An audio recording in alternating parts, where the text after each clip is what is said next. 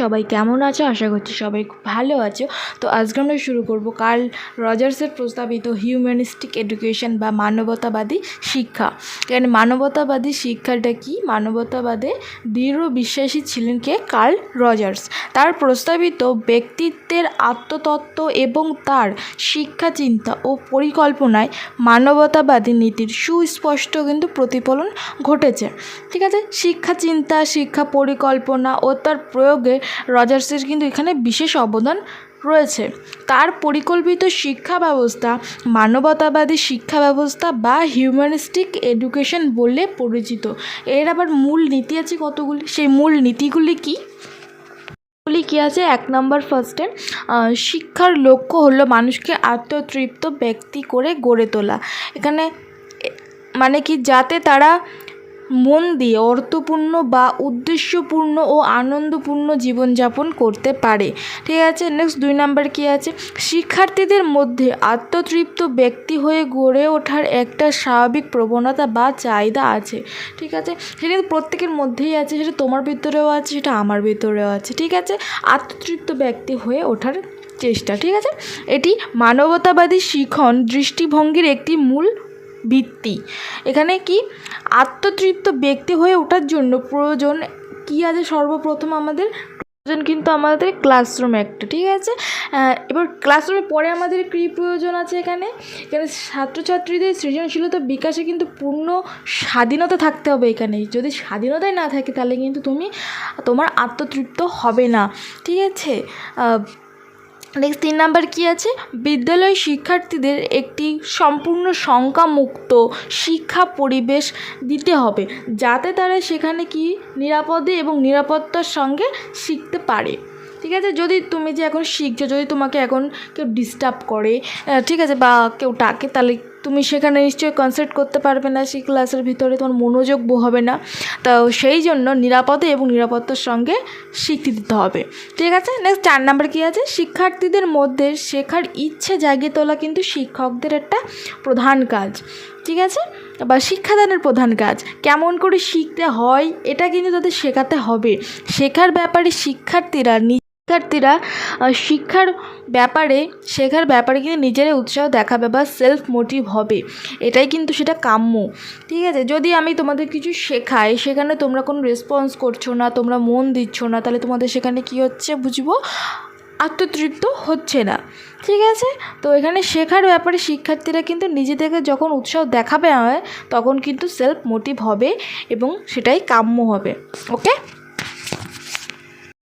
5 number points কী আছে? অনুভূতি ও জ্ঞান দুটোই কিন্তু আমাদের শিক্ষাক্ষেত্রে গুরুত্বপূর্ণ। মানবতাবাদী শিক্ষা চিন্তায় জ্ঞানমূলক ও অনুভূতিমূলক চিন্তাক্ষেত্রকে সমান গুরুত্ব দেওয়া হয় এবং কখনোই কিন্তু এই দুটোকে পৃথক করে দেখা হয় না।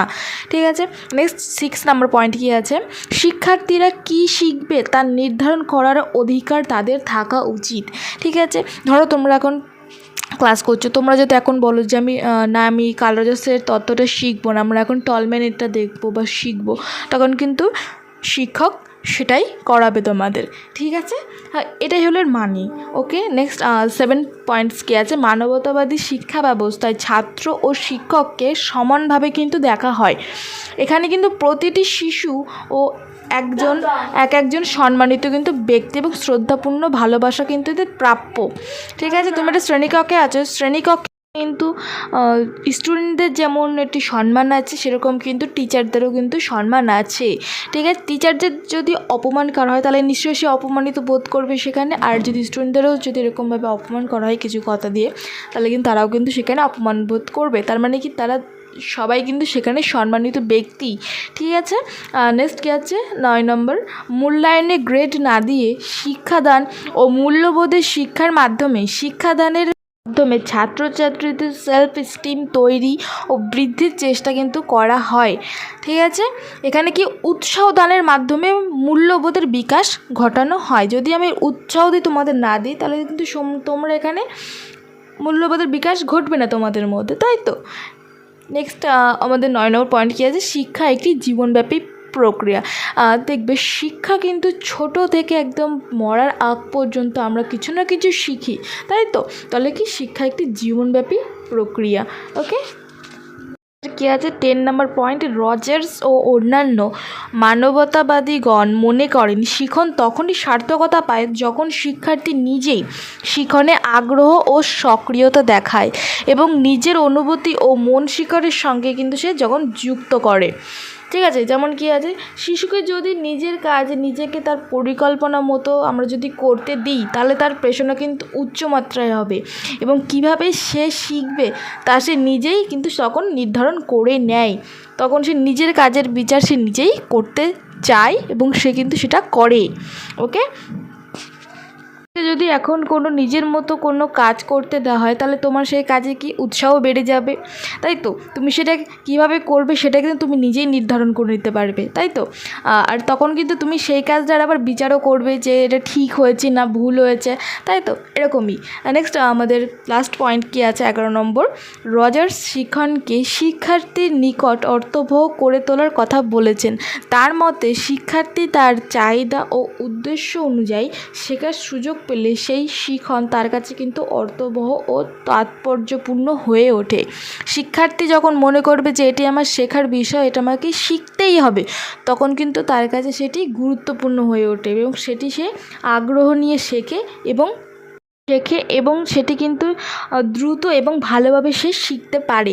ওকে, তো আমি আগের ভিডিওতে যে ভিডিওটা করেছিলাম কার্ল রজার্সের প্রস্তাবিত ব্যক্তিত্বের আত্মতত্ত্ব, সেটা যদি তোমরা না দেখো তাহলে কিন্তু তোমরা এই হিউম্যানিস্টিক এডুকেশনের যে নীতিগুলো বললাম সেই নীতিগুলো সম্পর্কে কিন্তু তোমরা কিছু তেমন বুঝতে পারবে না। তো আগে তোমরা ওটা দেখো, নেক্সট তোমরা এটা দেখো, দেখবে কতটা সহজ হয়ে যাবে, ইজি হয়ে যাবে ব্যাপারটা। আর তোমরা চাইলে এটাকে নোটস হিসেবে রাখতে পারো।